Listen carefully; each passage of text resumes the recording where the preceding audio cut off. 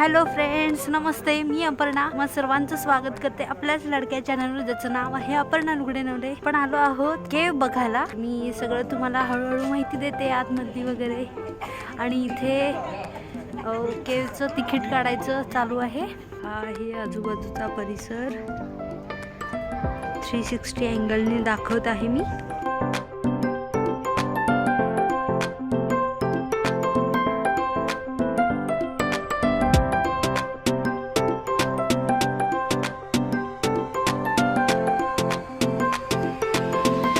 इथे तिकीट काढत आहेत. मी जवळ जाऊन दाखवते.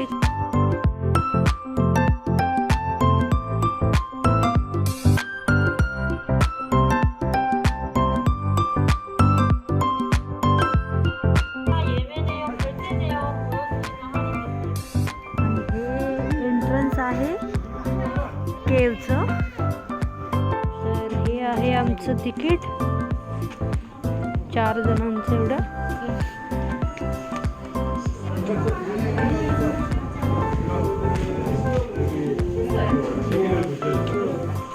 इथे चेकिंग रूम आहे, फोन नंबर आहे, मिस कॉल द्यायचा आहे. आणि इथे सॅनिटायझर ठेवलेला आहे. एंट्रन्सला असं डेकोरेशन केलेलं आहे, खूप भारी आहे. आणि इथे म्युझियम टाईप आहे.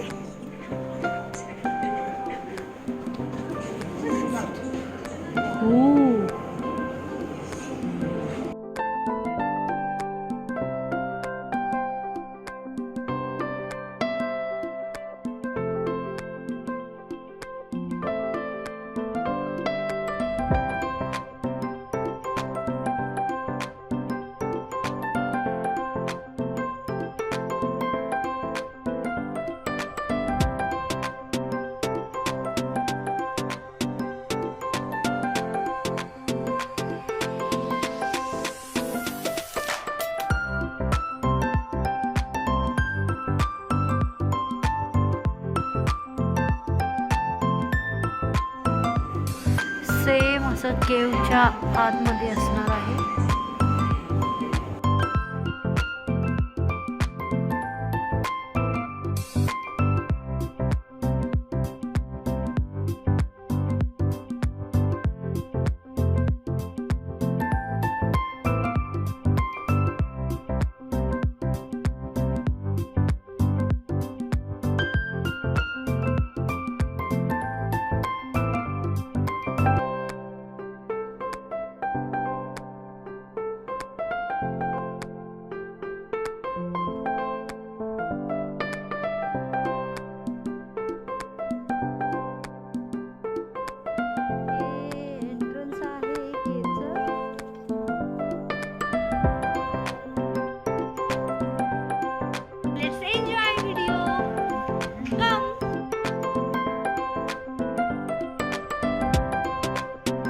साऊथ कोरियामधल्या मला भेट द्यायला मिळालेल्या सर्वात आकर्षक ठिकाणांपैकी एक म्हणजे ही गोसू केव. दानियांग जवळील चुनखडीची गुहा अशी ओळख आहे याची. लाखो वर्षापूर्वी तयार झालेल्या या नैसर्गिक आश्चर्याने गूढ भूमीत जगाची अनोखी ओळख दिली. गोसू केवच्या भेटीचा जास्तीत जास्त फायदा कसा घ्यायचा या व्हिडिओत मी तुम्हाला सांगणार आहे. आता मी थोडं गुहेबद्दल सांगते. ही गुहा दानियांग शहराजवळची आहे आणि ही लेअरवर लेअर चढलेली चुनखडींपासून बनलेली ही गुहा आहे. तर ही सुमारे 450 वर्षापूर्वीची जमा झालेली चुनखडींपासून तयार झालेले हे लाखो वर्षापूर्वीचे जुने आहे.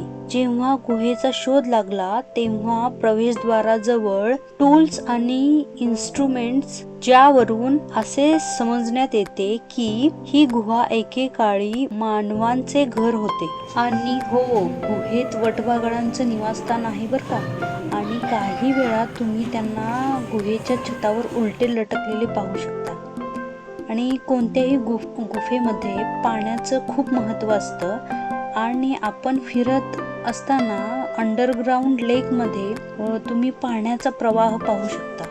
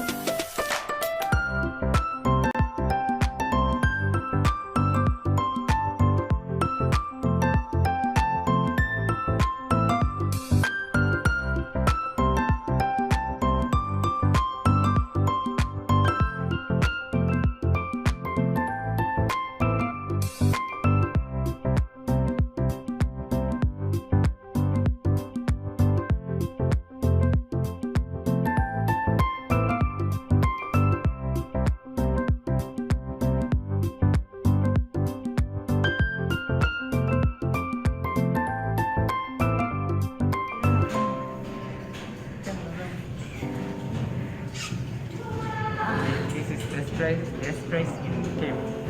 So please slowly and